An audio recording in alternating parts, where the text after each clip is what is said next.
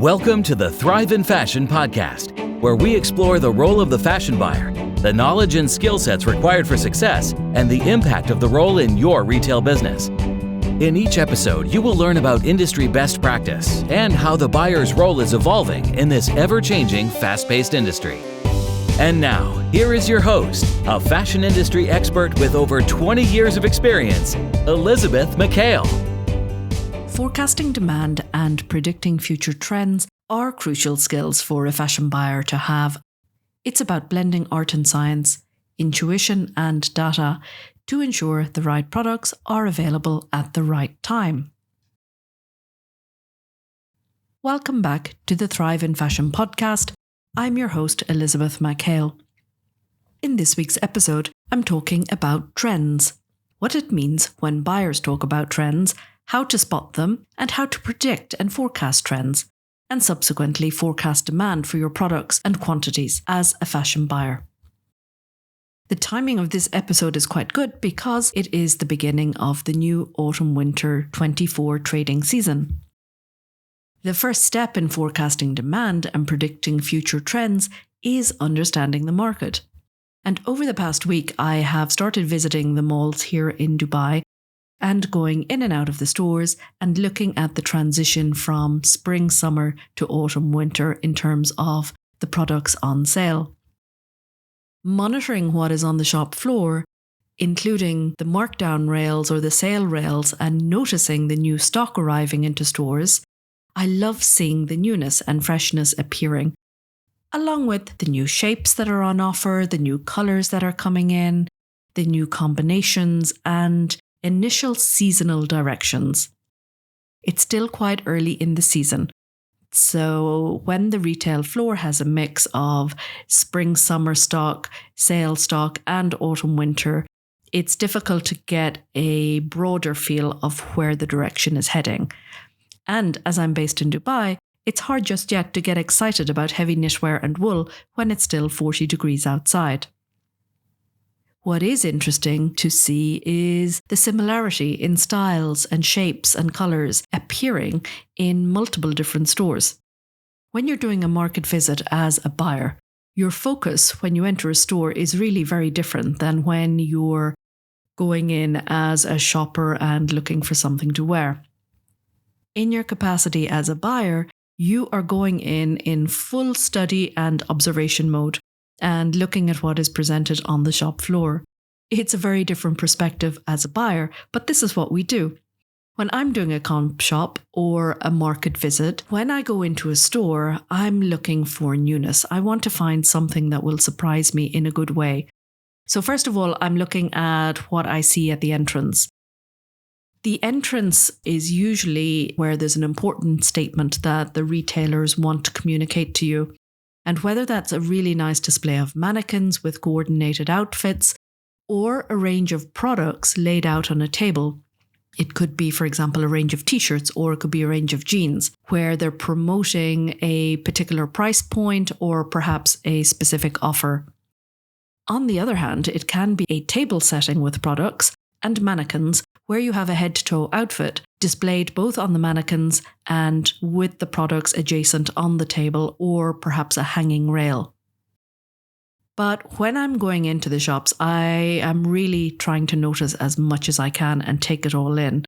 Sometimes I have to do it maybe in 2 or 3 goes where I'm focusing on different things. So I'm focusing on store layout, I'm focusing on the positioning where the products are, I'm looking at the collections in general. How much have they got in? How much new stock or old stock is in the store? Where are the volume lines displayed? I'm looking at what they might have invested in or not. When you're reading the shop floor like this, you can usually try to second guess what the buyer's strategy might be or what way they're thinking. It's fun. Of course, you can never understand fully what it is. And it also depends on the store location, whether the store is operated directly by the parent company or not. During the course of my visits to a handful of stores where the first launch themes were beginning to appear, it's quite usual for this time of year to see collegiate, preppy, back-to-school looks or collections. There's also a lot of animal print in all of the stores that I went to. they all had variations of it. And I'm talking about the mass market stores, H&M, Zara, Stradivarius, Mango, had lots of versions of similar items. Trench coats I saw popping up everywhere. And while they have been around for spring, they're still trending or seem to be available for certainly the initial transition autumn-winter ranges. If you look online, you'll find many more options. Apart from the traditional version, I saw cropped versions, I saw blazer versions, and sleeveless jacket versions. The colours that I started to see were maroon and forest green, lots of versions of caramel and beige. Burgundy maroon was particularly common in stores. At least one collection or group of collections featured this as a colour, and it's really quite strong. It really stands out, particularly against some of the paler spring-summer stock. The other thing that I noticed coming back in are cargo pants in terms of a shape. So that's usually a baggy leg style with large pockets on the sides. They were everywhere in the 90s and the early 2000s. I noticed that where the stores were offering this style, they offered it in a variety of different fabrics. So whether that was a cotton twill, a canvas, a ripstop, there were jersey versions, knit versions, and also denim cargo pants. That's really interesting to see. And the other fabric I saw coming through a lot was a mesh fabric. So this was a stretchy mesh fabric, which can be plain or printed. It's usually used in styles that are form-fitting or body-fitting styles. So whether that's a top or a top with sleeves, it can be sleeveless, and also used in skirts and dress shapes, sometimes with elastic shearing at the side seams, so it creates a ruching effect on the front and back. I really like this time of year. I love that transition from season to season, to see what's coming in and what's beginning to emerge. I will visit as many stores as possible over the coming weeks to see the changes and see the full autumn ranges coming in, look at the progression of colours, start to see what the price points are, and to see what the strong key styles are for the season.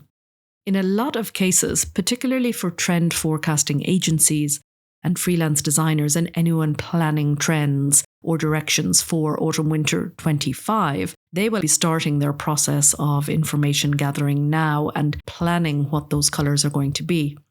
It's also a good time to see what may have carried over from season to season, either from last year's autumn-winter range or from the spring-summer range. When you're planning product ranges and looking at the trend of a product, it doesn't necessarily mean that something will appear from autumn-winter season to the next autumn-winter season. It can actually follow from an autumn-winter product that will go into spring and then reappear or continue until the next autumn-winter or fall season. It's really interesting to follow something like that and the life cycle of a product.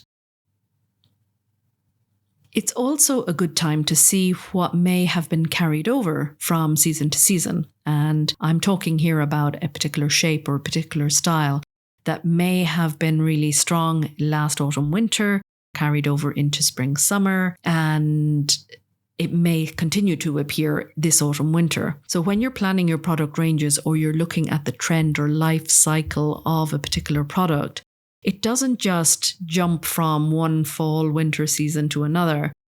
If you start off with a product in a particular season, you are going to want to maximize the sale for the full life cycle of that product. It can appear in different ways. So for example, if a particular shape is selling well, it may mean that you offer a longer length in autumn-winter and then a shorter length in summer. You might want to introduce alternative colours or patterns, maybe changing the trims or the details. And during summertime, perhaps it is a short sleeve version, and winter now is a long sleeve version. These are things that I start to look out for. I'm trying to see where a buyer has repeated a certain style. And when you're going in and out of the shops frequently enough and monitoring the market, this is what we mean by understanding the market and understanding where the trends are coming from. These are the things that I'm looking out for. I'm looking to try and identify a pattern. I'm looking for commonalities across different stores. If your customers are walking in and out of all of these different stores and seeing the choices that are available, the different brands that they can choose from, They may not even realize that they're seeing this repetition in every store. So in terms of identifying trends, while I'm seeing patterns across different stores, if I'm looking for new trend and inspiration, usually you will look to the niche above when you're talking about the different segments in the market where you have value and mass market and then designer or independent labels. It's important to look outside of your particular niche. So if you're looking at more niche designers or you're looking at the catwalks, to try and find something more directional, because by the time it hits mass market, it will have already been watered down. And it's about taking your interpretation and creating the version that's right for your customer. When fashion buyers and merchandisers use their skills to anticipate what consumers will want next season, it's a blend of the trend spotting and looking at the market, plus data analysis, and of course that famous buyer's intuition. When the products and the numbers start to align, when you're seeing sales numbers against the products that are on the shop floor that you're selling, this is when the magic happens. Fashion buyers and merchandisers need to have a deep knowledge of their target audience.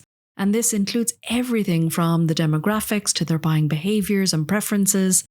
And it just means that you constantly are staying updated with market research. It's something that I've mentioned before, that the process of market research and analyzing the market and analyzing trends and constantly being on the lookout for anything that changes or a new product that enters the market. When you're collating all of this information all of the time, the changes are sometimes a little bit more subtle, but you definitely notice what is happening, and that is what helps you predict what may be coming into the future. That, alongside having knowledge of different developments, whether that's in fabrics or in prints or in stitching techniques, all of that comes together to make decisions for your brand and your customer on what parts that you're going to use to develop products. For example, if you're a buyer for a high-end women's fashion brand, your focus will be on that particular segment. So you need to understand the preferences, the consumer segment, and the age group for that niche. It can include understanding their favorite colors. So these would be your best-selling colors, particular fabrics and styles. And as I mentioned, to look outside this niche will give context and help you to make comparisons. They prefer A versus B, or they don't like X versus Y. Using your sales data can be invaluable also for predicting future trends. Analyzing your past sale, where you're looking again for patterns in the numbers. You're looking for sales patterns to see if a particular product had more quantity behind it. Would that have increased the life cycle or the lifespan of that particular product? So by identifying the patterns and trends that are likely to continue, this is what gives you that knowledge and confidence when you're planning a particular style for a season. Another example could be looking at a print pattern where floral prints were consistently popular during spring season, may have the potential to continue on for another fall-winter season. Analysing the sales data can help predict, to an extent, how much longer the floral prints were likely to be in demand. And this information can be used to plan your stock levels accordingly and your quantities to ensure that you have enough stock to meet the expected demand. You can also use forecasting agencies to help support your market research. Companies like WGSN or PromoStyle or Peclairs, these agencies analyze global trends and predict what will be popular in the coming seasons. You can, as a business or individual, subscribe to either their online access for the information that they have to share, or you can buy actually the physical books that they develop for each niche or each market segment. The important thing to remember when you're looking at these is be intentional about what you are selecting and using, because these are done in general globally and not for a specific consumer segment or a specific market niche. You need to make sure that you edit all of the information that you have to make it relevant and specific for your customer. As I mentioned, keeping your eye on your competitors is really important. That goes without saying. Always looking at not just their product offerings, but also their pricing strategies and marketing campaigns. Technology plays a more and more significant role in fashion buying and merchandising. Advanced data analytic tools help buyers and merchandisers to analyze large data sets and from there identify trends and make informed decisions. For example, it can include using AI or machine learning algorithms to predict future demand and optimize inventory management. There are some other factors that can impact the decision-making process and impact whether the forecast that you have predicted actually materializes. And these external factors are economic conditions, cultural trends, the weather, which can really impact on a fashion trend. It's important to stay informed about these and always keep them in mind. This is where you need room to adjust your strategy and pivot perhaps in another direction. I wish I could tell you where to buy a crystal ball that would make this whole process easier. But when you're working as a buyer in the industry and really focused on the market and noticing all of those small changes that an ordinary shopper or customer doesn't look out for or see in the same way that you do, it will become easier, or you will become more adept at predicting your trends and in turn being able to forecast demand for specific products. To summarize, remember your deep understanding of the market and your ability to analyze data along with your intuition and experience ensures that you can strive to have the right products in your stores at the right time and driving your sales. I hope you found this helpful. Whether you're a seasoned buyer or just starting out in the industry, staying informed and being adaptable is really the key to success. Until next time. Thank you for listening to today's episode. If you enjoyed it, make sure to like, subscribe, follow, and share the show. For more of Elisabeth's industry tips and to learn more about how you can develop your buying skills, visit thriveinfashion.com. There you can find show notes for this episode and every episode. Also, register for the Thrive in Fashion program and sign up for weekly news delivered straight to your inbox. Until next time.